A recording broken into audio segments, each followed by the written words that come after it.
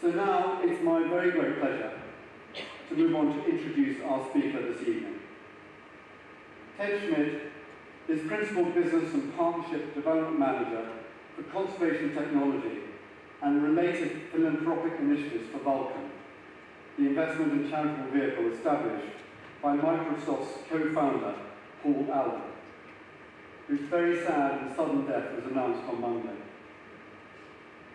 Ted, we want to express our deepest sympathy to you and the rest of your team, who worked so closely with Paul.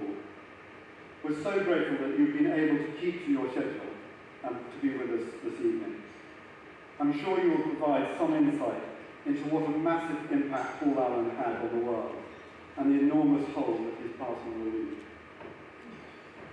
Ted, for someone like me, who is an utter technophobe, you appear to be a rare beast who is able to understand the challenges of wildlife conservationists and marry them up with your extraordinary understanding of technology and the contribution that it can make to preserving the natural world.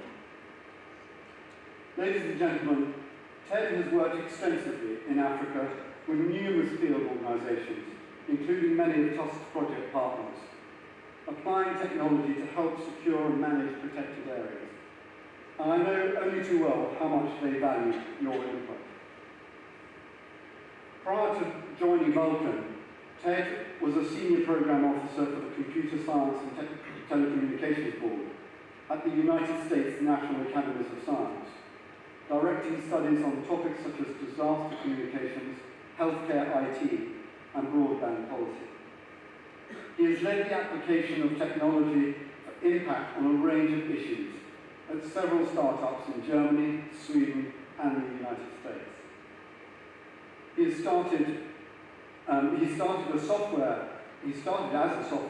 software engineer, for IBM, earning patents and several technical achievement awards. This is clearly a man who knows the back end of any computer. We're delighted to welcome Ted to be here at the RGS. And as usual, after his talk, our chairman, Stephen Watson, will give you, the audience, a chance to ask him some questions. And one final thing, please can I just ask you to put your phones on silent. Thank you very much. Ladies and gentlemen, Ted Schmitt.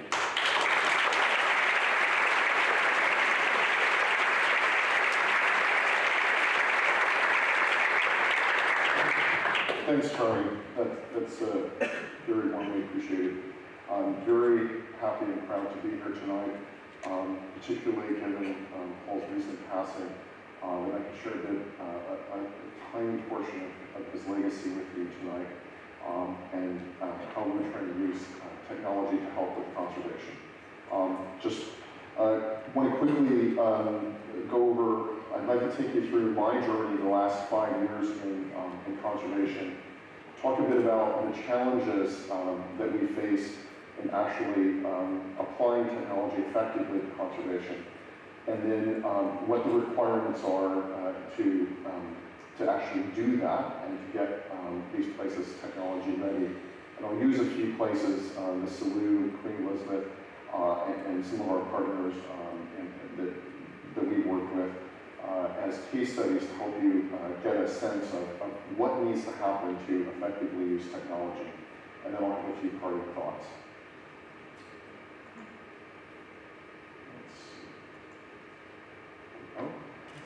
So it was my great privilege to work for Paul Allen at a time when he discovered his love of elephants.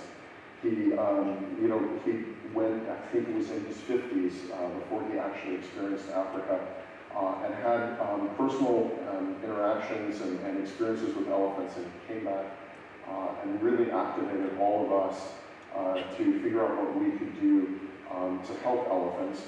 And one of the first things that, in fact, the very first project that we took on was to do the Great Elephant Census. And I'm imagining that a number of you know what that is, but just briefly, it was to fly 20 savanna range states in Africa to count the elephants. It had never been done. There had never been a continent-wide count of elephants.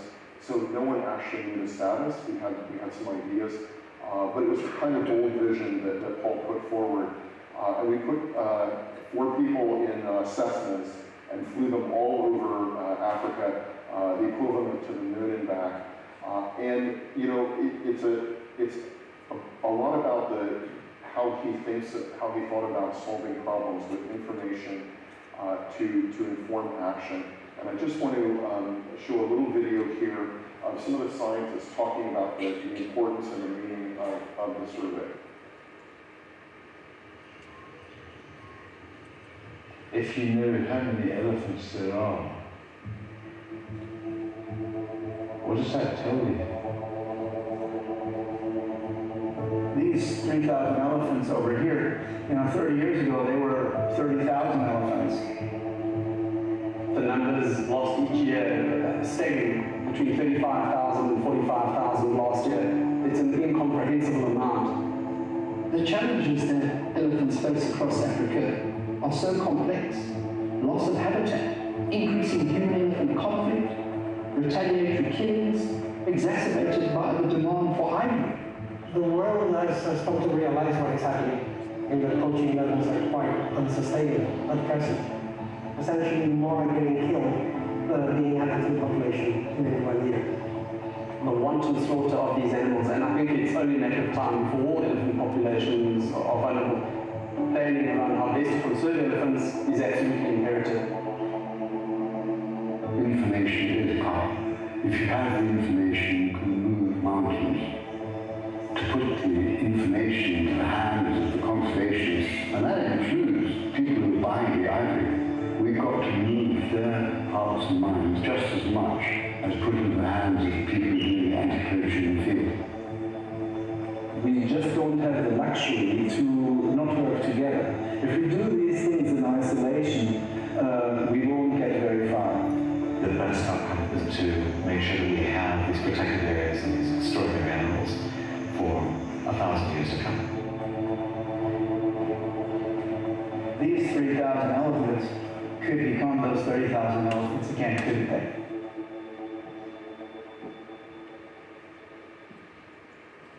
So I think that film briefly shows very well the power Paul's thinking about the information, this power, and how technology can produce information, how that information can be used to inform how we manage the wildlife that we have.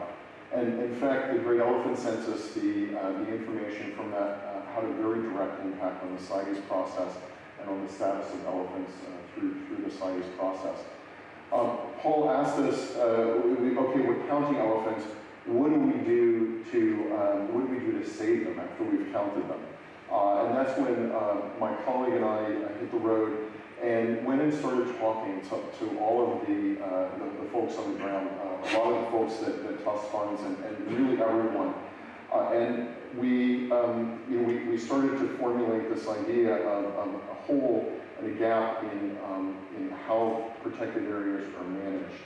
I spent, over the last 5 years now, I've spent about 3 to 4 months a year in Africa working on the front line with the folks on the ground, understanding what their problems are and trying to apply the technology.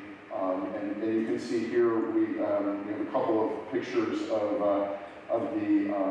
the kind of things that we discovered and sort of the state of the application of technology when even just 5 years ago. And really thinking about how we could use technology to scale solutions, not to replace what's being done on the ground, in fact, but to be a force multiplier for what's being done on the ground. And you can see here, this is the sort of thing that we encounter. And over the course of going to all of those places, 28 protected areas in 14 countries, really getting a sense of what is, what the problems were on the ground and how we can apply technology effectively. Over the course of that time, this field of conservation technology has been an emerging one. It's been one where there have been a lot of failures and a lot of false starts, a lot of folks who are technologists coming in and thinking they can drop a solution in without understanding the context and understanding how it's going to fit in into what they're doing. And I think one of the things that maybe is surprising for me to say is that technology is not going to fix the problem. Technology is to help scale solutions. It's not about replacing anything, but it is part of the solution, and we just can't look for silver bullets. We have to look for actual solutions on the ground, and that's why spending that time in the field, out learning about how it's applied, about what the challenges are, has been absolutely instrumental in what we've done. And in fact, we have a group of about 6 engineers that work on our product, and another 10 total. That is the job that they do, is to build solutions, technology solutions, for the folks on the ground. And most of them have been in the field and trying to understand what exactly the problems are and how they can fix those. Let me just go here. Over the course of those 5 years, we started with counting. We have also done a lot of work on tracking. We worked with Save the Elephants to track elephants. I'm sure some of you have seen the app that we built with the Save the Elephants folks and understanding movement and behavior. This list, Vulcan has really worked in every single one of these areas. I've spent a huge amount of my time focusing on working with the protected area folks. We are now with the counting. We have a project going. One of the things Paul told us is, okay, we put 4 people in a Cessna and flew them all over Africa. I don't ever want to do that again. This is crazy. In this day and age, we ought to be able to take images and give them to a machine and have the machine count them for us. And in fact, we're working on that very project with a number of partners. It involves, setting up the cameras on the planes and collecting those images in a way that's scientifically sound, and then getting the machine learning and image recognition algorithms to work, so that we can take the cost of doing something like the Great Elephant Census that cost $8 million to do, that we can take it down to a tenth or less of that, and do it more frequently. And those are the kinds of things that will help us understand and keep the status of what's going on. Tracking. It is, as I said, another area where we have far too limited tracking because of the cumbersomeness of how tracking is done. And I'll skip over the protected area because I'm going to talk a lot about that in a moment. On anti-trafficking, what we've done there, and I think this is also part of our philosophy, we have not looked to build a product. We found products and folks that are building things, and we've been able to help some of the folks in the field understand what the options are. They get very overwhelmed. We've really served as that bridge role to help the folks in the field who don't understand technology, nor should they have to, help them find solutions that actually solve the problems they have. And the anti-trafficking one is a great case where we identified a good tool and a good product, and also, thankfully, a good partner that was willing and understanding about the limited budgets in conservation, and giving us deeply 90% discounts on their software, doing training with us that we were able to fund, and help the folks doing the anti-trafficking work understand these trafficking networks and how they work, how to connect the dots, and who the kingpin or that 4th person up in the distribution chain is. We haven't done as much yet in human-wildlife conflict, but an incredibly and increasingly important thing to do, and something where technology should be able to provide that advanced warning. And then the most recent thing we've been looking at and working on is trying to help with monitoring wildlife trade online. And if you go on Facebook or Alibaba or any of these places, you will find wildlife trade online. And we're working with a number of folks on that. There are many challenges. I'm not going to go through all of these, but I just wanted to put these up here. What is fundamental here is that conservation is one of these market failures, and we don't value our wildlife in a way that sort of markets can respond to. And you you have a fatal flaw of an open architecture of social goods. It's fragmented, it's resistant to change, and you're trying to create convergence among a lot of individually underpowered nodes of effort. And they're often driven by very different motivations, different incentives, financial incentives, resourcing incentives, and at times fiercely competitive and jealous of institutional egos. I'll specifically talk about the tech space. There have been a lot of big companies coming in to want to do work in conservation, and a lot of small folks coming in, and there have been all these silent efforts, and they tend to result in applications that get deployed that last for 3 months, 6 months, but they aren't able to be sustained over the long term. And in fact, in some cases cause damage because you've got all the opportunity costs of all the folks on the ground who are trying to do their job and trying to apply technology, and it takes them away from what the core of what they're doing. And we really need to, as a technology sector that wants to help in conservation, we have to think about that, how we do a better job with that.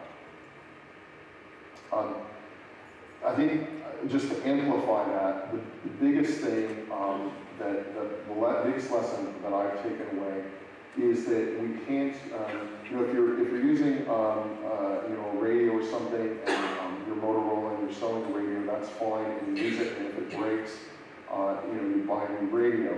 What we're trying to do is really help protected areas do their job better. And apply software and technology, and, as it's been applied in many, many spaces and industries, to improve the workflow and to help people do their job better and more efficiently on the ground. And that means we're really changing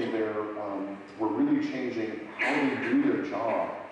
And we need to be able to stick around with them, understand how they work, help them actually be better at what they do.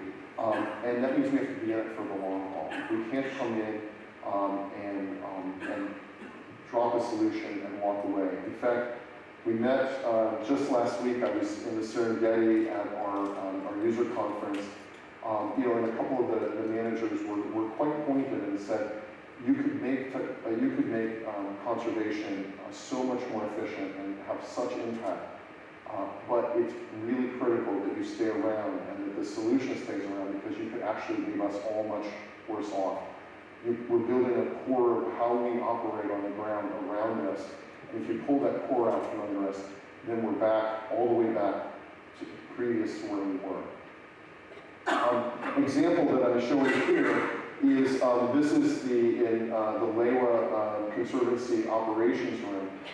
I think this is a model for how you move from those books and papers to something where it's built into the core of how things operate, and it's a fully integrated system. The software is integrated with how the operations happen on the ground, and it's really informed by the folks on the ground and how they work, and sitting down and building a solution with them.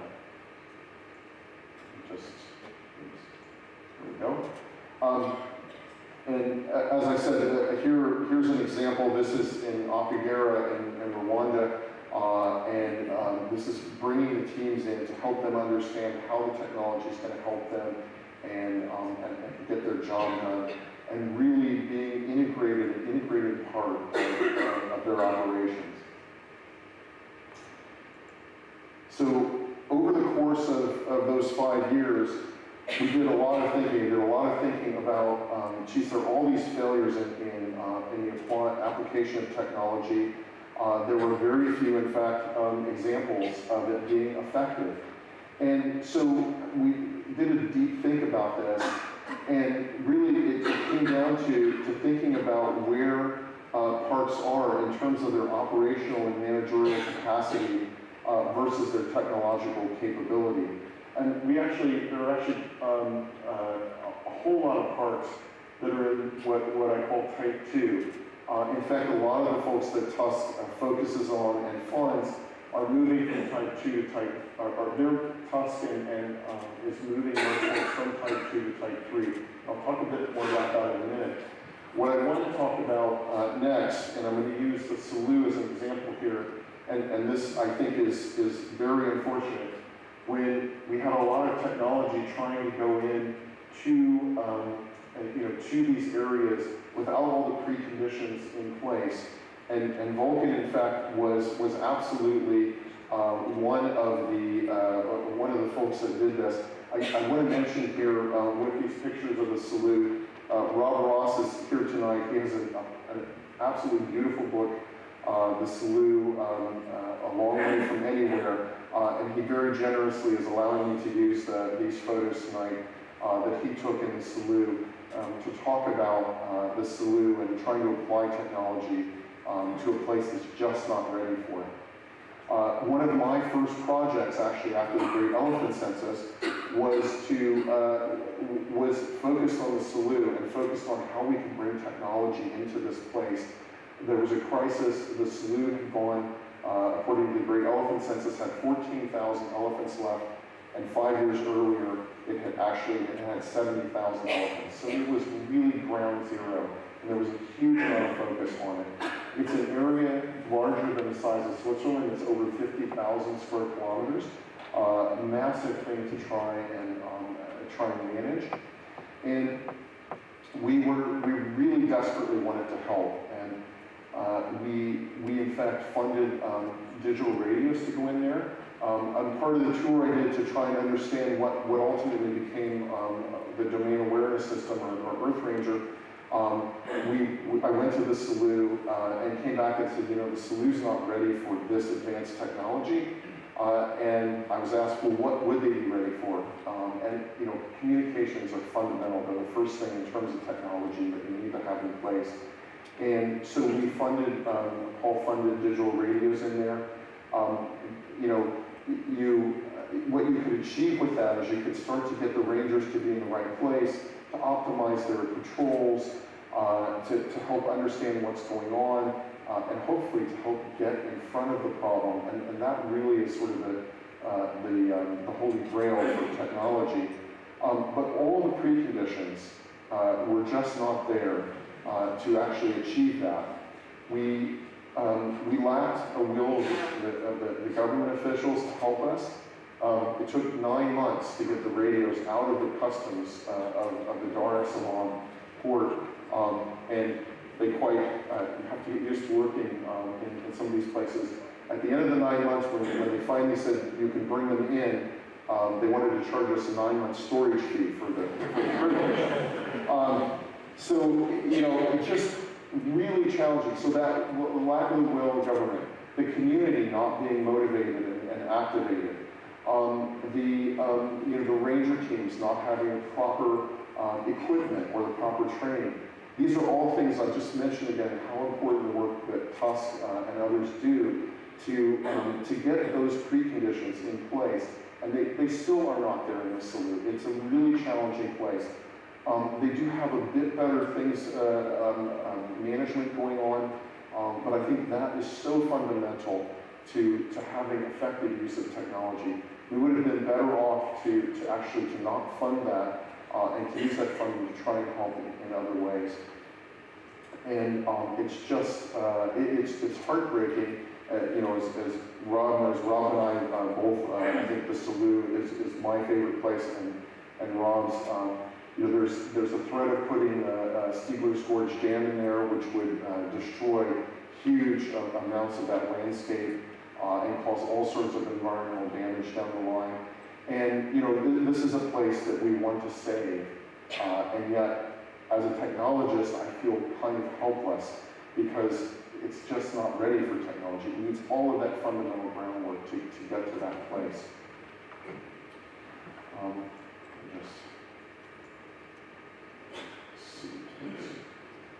There we go. I think that's it.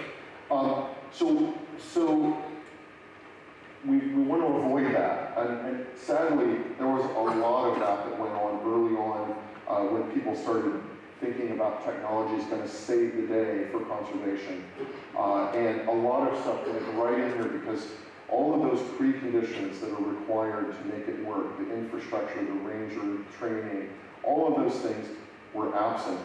And we need to avoid that at all costs in the future.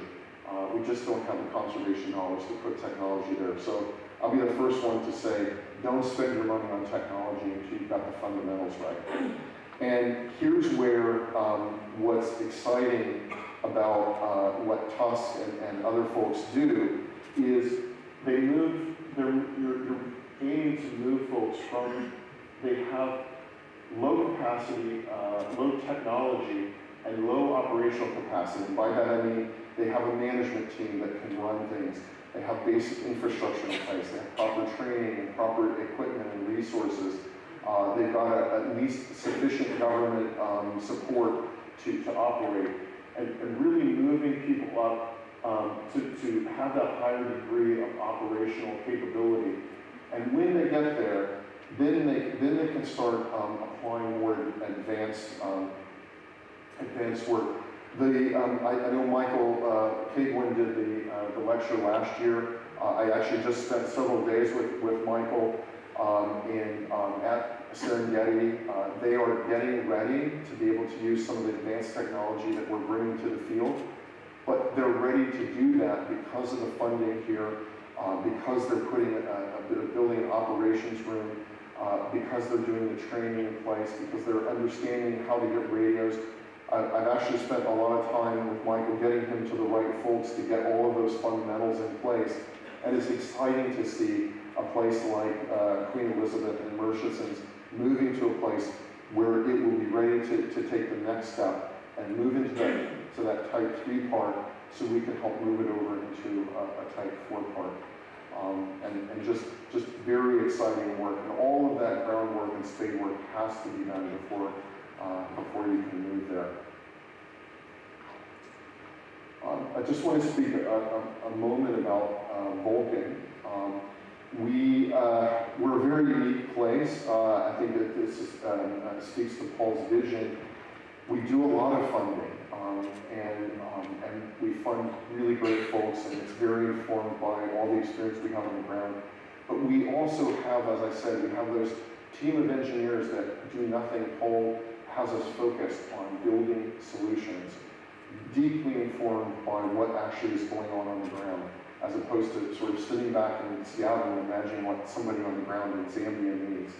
And I think that gives us a huge advantage and a huge opportunity to help amplify all the applications of technology to conservation. And I'll speak now about the thing that has consumed a good portion of my life the last 3 or 4 years. It's called Earth Ranger.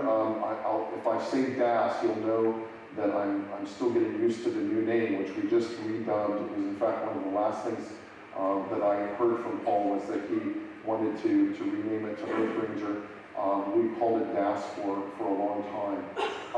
What it is very fundamentally is it takes data that's coming from sensors, from radios, from satellite data, any technology that produces data, and brings it into a single platform.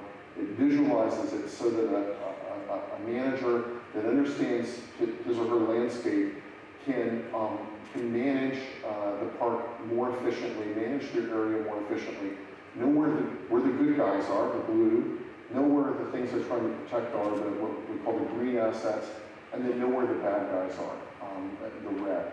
And really be able to make all of that information used more powerfully. And do that in real time or near real time. It also then creates a platform to build predictive analytics on, and this is where things like machine learning can come in that require massive amounts of data and can deal with all sorts of disparate kinds of data to be able to make sense of that data and get us finally to be proactive and predictive rather than reactive and always on the back of our feet. And we're not quite there yet, but we are just on the cusp of really being able to explore those analytic capabilities.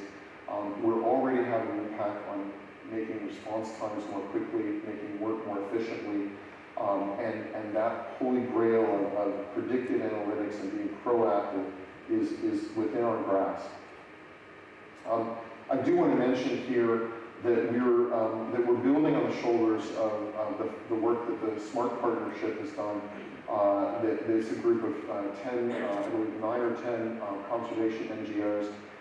They did a tremendous service to conservation in realizing as scientists that these parks need to be data-driven. The management needs to be data-driven.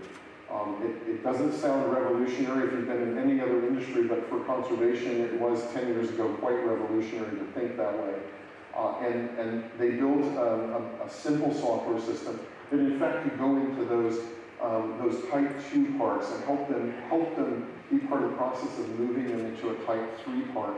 And I wanted to mention that, and in fact, over this past weekend at ZSL, a group of us from Vulcan and the SMART partnership got together, and really we're talking about how these two systems, one that's about collecting data and observational data from rangers, and then our Earth Ranger system that's about gathering that real-time data. How do we get those systems to work together to amplify the impact? I also want to highlight it because I think it's an example of the kind of collaborative work that we need to do in terms of applying technology to conservation that largely hasn't happened, and I think really needs to happen a lot more. Earth Ranger from day one, and I think this is tremendously important, it was a project and a product not just of Vulcan, but of Save the Elephants, the Wildlife Conservation Society, African Parks, Labor Conservancy, Northern Ranger Trust, Frankfurt Zoological Society, and the Singita Grumeti Fund. All of those folks said, if you build this thing that we've told you we need, and we help you build it, we will use it. And that was really powerful. We took that proposal to Paul. It came with a set of users that could inform that. And we really have thought of it absolutely as a partnership all along. And this is where, let's see, this is where we really find our sweet spot here, which is in, there we go. We find our sweet spot here, and that was something that we didn't really realize for 2 or 3 years, that Vulcan strategically is focused on taking Type 3 parks and moving them over here to be high technology capable and really being the thought leaders. I took a little bit of heat for sort of, what was it said, cherry picking the best management groups in all of Africa to work with. Well, of course you're going to be successful. Well, first of all, no, you're not, of course, going to be successful. But building technology is hard, and it's hard to get right. And we really needed to take, to reduce the risk by working with the best folks who could help inform how we were to build this thing, how we could be successful with it. And we really, that's why we picked those folks. And what we see is that if we can help them move into the next phase, they can help us innovate the next thing, help us innovate the next application of technology. And in fact, the user conference that we just had is a reflection of how we're starting to move in that direction. Folks like Michael being there for representing Queen Elizabeth and the Uganda Wildlife Authority and the Uganda Wildlife Foundation. Folks from NIASA were there. We had several groups from Mozambique coming. And so to see those groups now see themselves over here, when maybe they're still at the top of 2 and they're moving into 3, but to see so that they have a vision of where they can move to, I think is really exciting and what we're really starting to see happen. And I think it was really important for Vulcan to reflect on the fact that we need help to move those parks into the Type 3 area before the things that we were doing were going to be helpful. Let's see, I think the next slide here is some of the folks at the user conference that we just had talking about the value of Earth Ranger to them. I'm just going to step aside here for a minute. The Earth Ranger system is incredible because it's, in conservation, we are generally bombarded with all sorts of different bits of technology. And these bits of technology are on all sorts of various platforms. And to monitor your park efficiently and effectively, you would end up spending countless hours on all different media platforms trying to locate where your animals are or where your assets are. With the beauty about Earth Ranger is that everything is on one platform. Earth Ranger takes all of these different devices and puts it onto one platform. The heat map and time slider features that Earth Ranger have are incredible. We can use it from both a law enforcement perspective to biological monitoring. Law enforcement perspective, we can, incorporating with the time slider, we can then look at a particular ranger group and we can then see the coverage over the park. So by using this heat map and the time slider, you can see where your rangers have been throughout that month. Are there any particular areas that they're not using? And then with biological monitoring, we can see where our assets are. And our assets, particularly in our park, are lion, cheetah, and elephant movements. And using that, we can get a great understanding of the areas that they're spending in, which actually further then helps us in management processes. First and foremost, it was real-time application of information. I mean, that was the biggest win. That's what we were most excited about. Suddenly now we know where all of our assets are, law enforcement assets are in real time, all pertinent information, collared animals, anything else, and you know, scaling up with the biological and the ecological side. Now you have all of that information just coming into one central point in real time. And that is, at the end of the day, what's revolutionized the way we can act, because you can make so much more informed decisions if you have the right information at your fingertips. You're not making decisions based on information that's a week old or not having information, recent information available to you. Well said.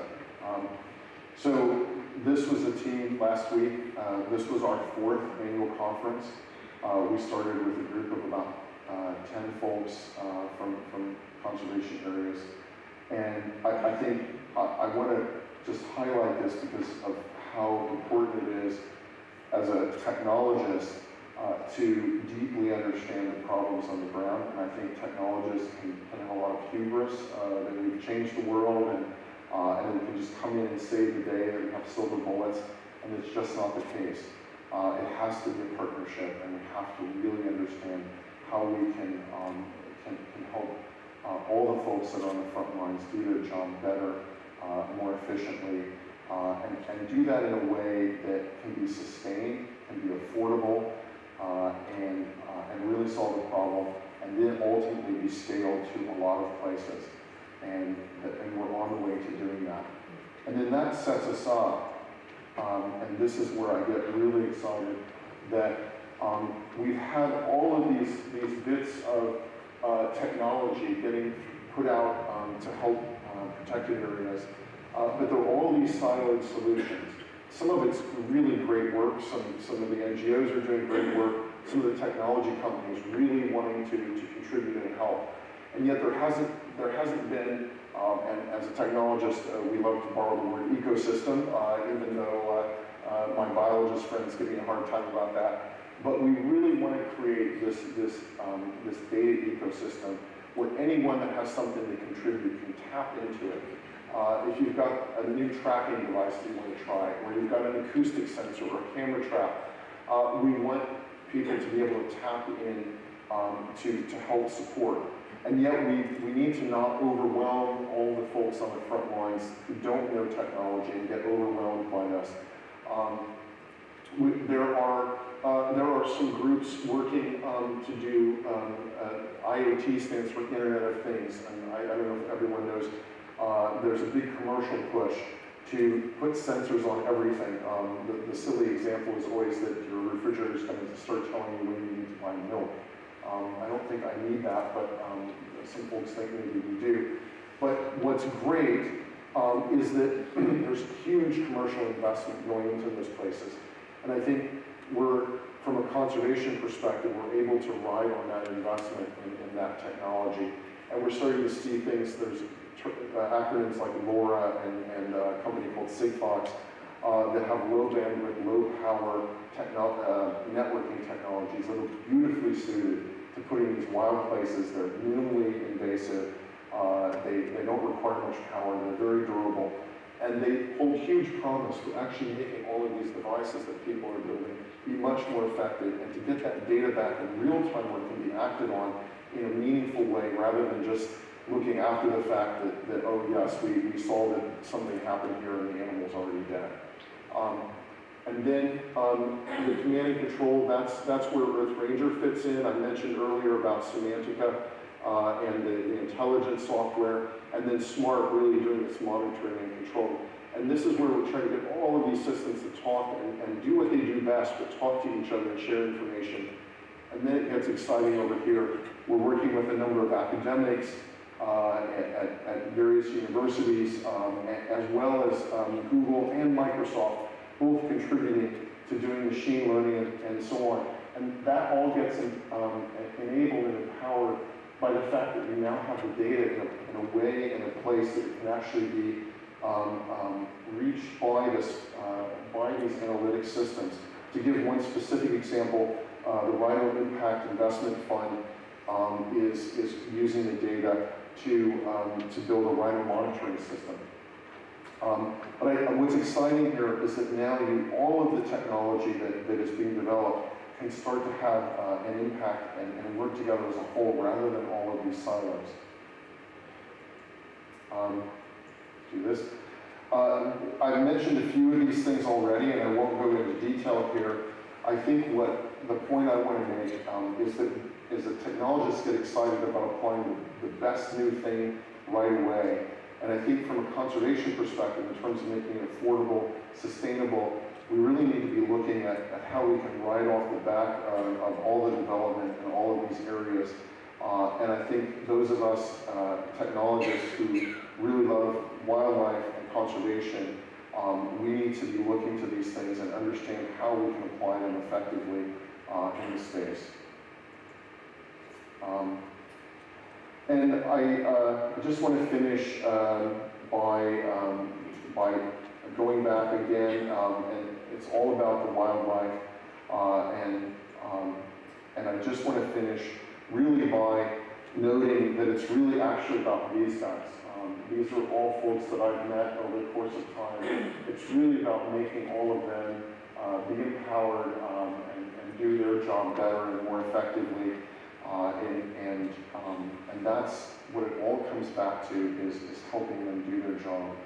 And yeah, I think I'll end there. I do want to end on one final note. We did lose Paul Monday, and I think this quote it just embodies how he thinks about things. I've had the privilege of working with Paul for 10 years. The reason that wildlife conservation has become my passion is because of Paul and through the work that I've done for him and with him, and he will be greatly missed. And so I just want to take a moment and appreciate everything that Paul's done and the huge impact he's had on wildlife conservation in Africa. I can share with you he was deeply passionate about wildlife conservation. It wasn't just another thing that he did, it was something he cared very deeply about.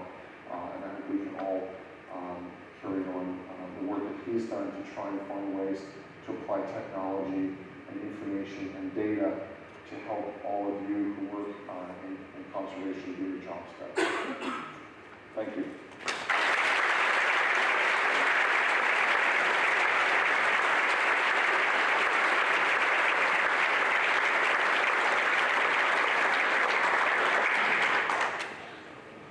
Ted, I think the applause says it all. Thank you so much for taking us on a really quite enlightening and extraordinary insight into some of the extraordinary work that you're doing. I'm very keen that we, if we can turn the lights up a little bit, that we have an opportunity to have a, my goodness, look, there's an amazing, fantastic. Have an opportunity to have a discussion and put a few questions to Ted. I wonder if I could, can I just borrow one of those handheld mics? Ted's looking a little lonely here, so I'll before we open it up, Paul Allen, Yes. you knew him well. Yes. 10 years. What was he like to work with? You know, And if I may, what was the, now he's not going to be involved day to day, what do you think his vision, long-term vision now for Vulcan will be? Yeah, so first of all, what I would say about Paul is he was a quintessential engineer, very introverted, thought very deeply about things, very passionate. I think, you know, his memoir was called Idea Man, and I think if he wants to be remembered for anything, it would be about the ideas that he's brought to the world, and then the energy and the urgency and determination. I think absolutely sum it up. He was always asking us, why is this taking so long? Why is this so hard? And that really was how he thought about everything. And so, you know, as I said, he really had a genuine passion for wildlife. And I think answering your second question, I think what we'll see is that he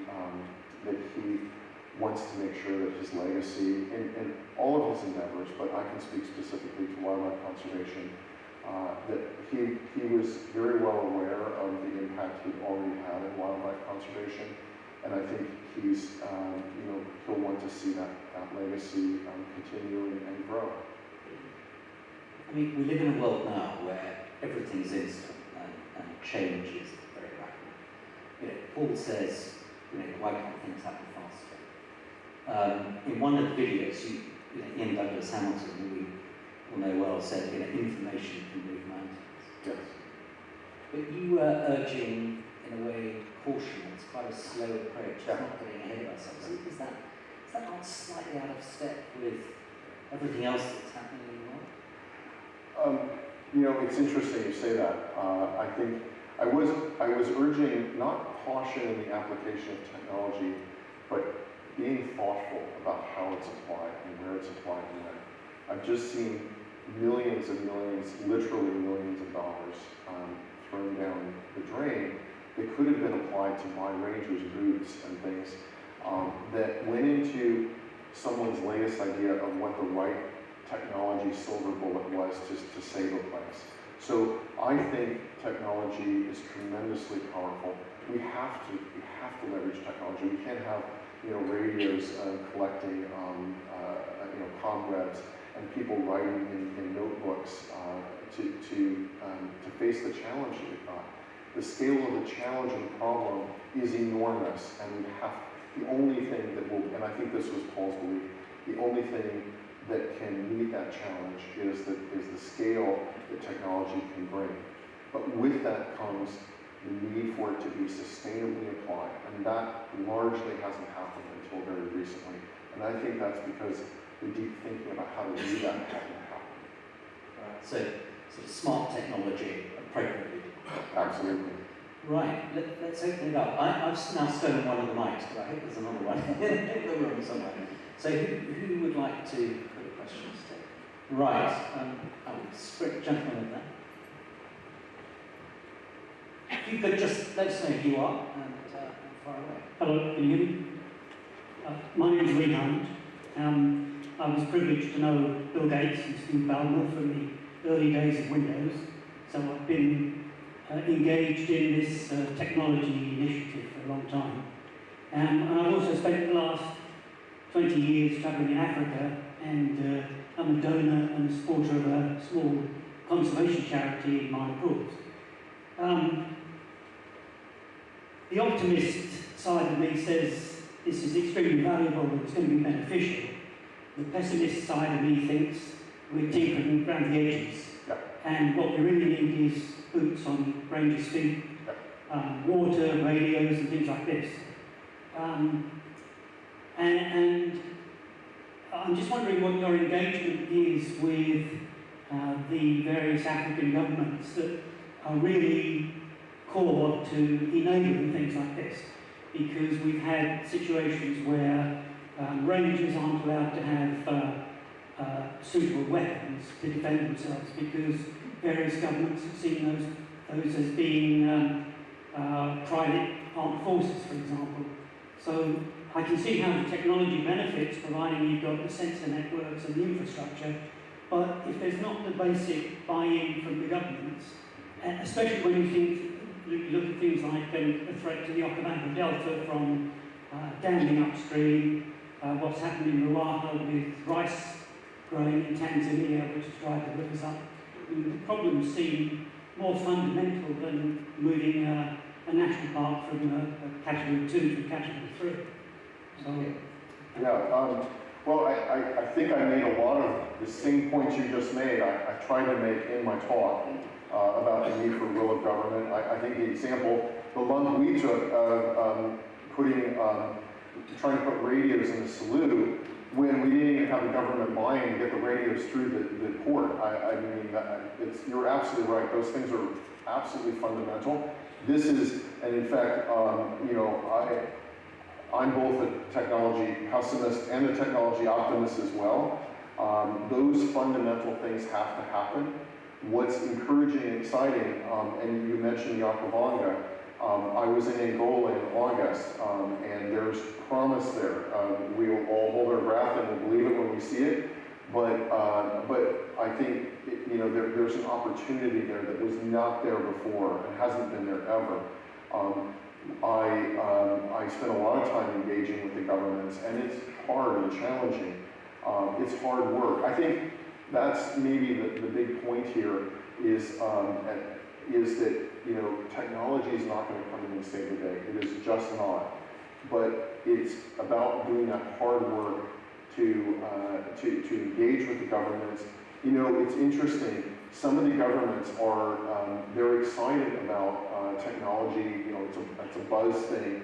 You can use that as a leverage to help engage them. I found that that's actually quite effective.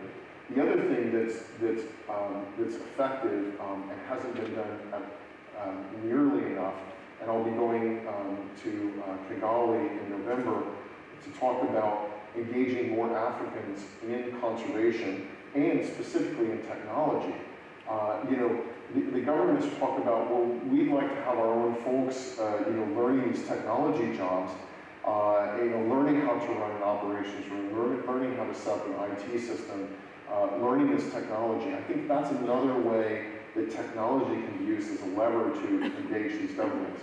But eyes wide open, I hope that came through. In fact, Stephen, you know, mentioned, you know, you felt like maybe I was a little out of step because I was being sort of pessimistic, and I couldn't agree more with everything you said. That doesn't mean we shouldn't try to apply technology and find creative ways to use it to leverage how we engage with these governments. Okay, let's try and take two questions at once. Anyone in the smart seats upstairs?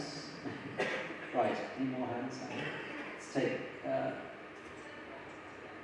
question. It's a bit of technology. So let's start with you, and then we'll take a question as well. Is it ethical to launch a product free of charge, then charge a protected area once they've rolled out the software?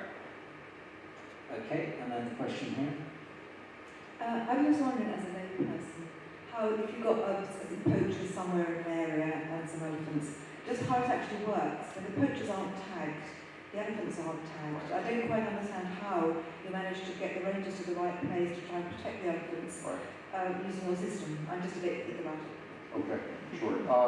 Let me take the first question. I felt like there was a little energy behind that one. And look, it's a great question.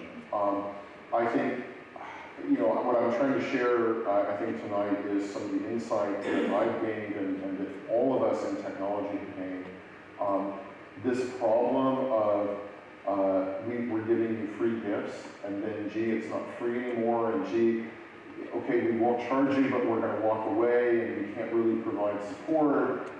That's as, frankly, unethical as charging for it in the end. And I think this is something that the technology sector has really had to learn. It's that word, you know, we like to talk about how technology brings scale to solving problems. That's the good side of it. The challenging and hard side of it is how do we make the application of it sustainable? And you're right. If we know that this thing is going to cost money, we need to charge for that money. Smart know that up front and be upfront about that. The SMART partnership is interesting. So we've been talking actually a lot about business models for applying technology to conservation. Technologists and engineers love to talk about tech. They tend not to like to talk about how it gets paid for. SMART, those organizations contribute money. So that's not where it costs money. It absolutely costs. It's just who's paying for it. And they struggle. They struggle all the time to pay for that, to enhance it. In fact, I think SMART could be a lot further along technologically than it is because of the struggle they have with sustaining the support for it. You know, I think what we have to do when we bring technology in is bring in a business plan and a business model. And we got very pointed questions last week, as I mentioned, from the conservationists. Said, look, we've worked with you as a partnership here, and we've helped you build this, and we're building our operations around it. And if you either walk away or you make it unaffordable to us, you're going to do more damage than good. There was another system similar to the Earth Ranger system that did that. They charged an enormous amount. I won't say who it is, but they charged, suddenly everything was free, and they charged a huge amount of money for it. All I can say is that at least I will be going forward, and many of my colleagues will be going forward, talking about how to make it sustainable from a financial and business perspective, and not just an endless stream of philanthropy. You know, what we can't do, even the resources of Vulcan and Paul Allen, you know, we can't, for every single part that gets deployed, it costs incrementally that much more to support it. That just doesn't work. So how do we make that work? And then the final thing that I would say on that is that we, you know, we have to really figure out how to make things work for folks.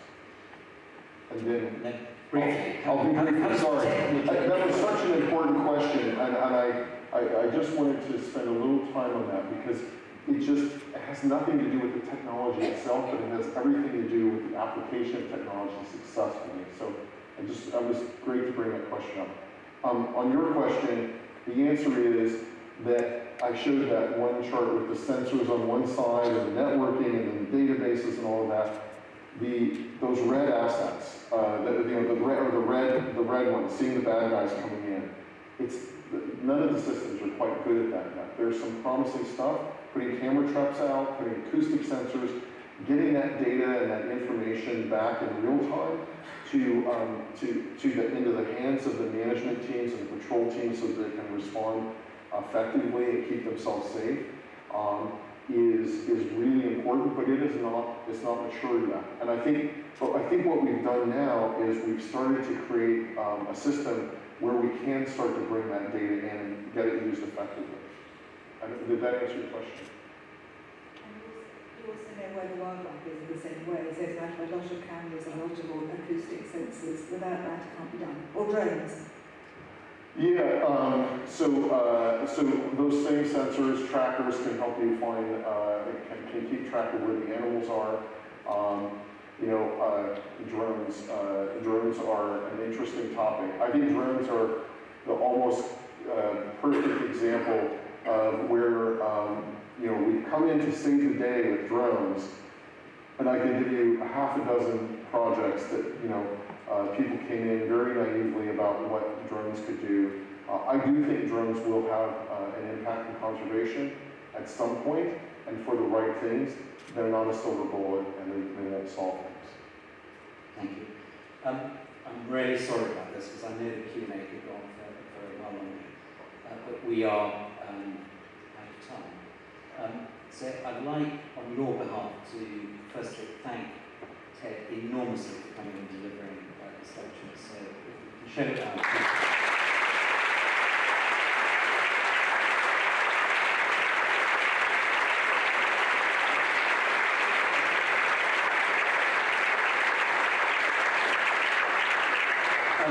I have one other thank you, and that's really to all of you for coming along tonight.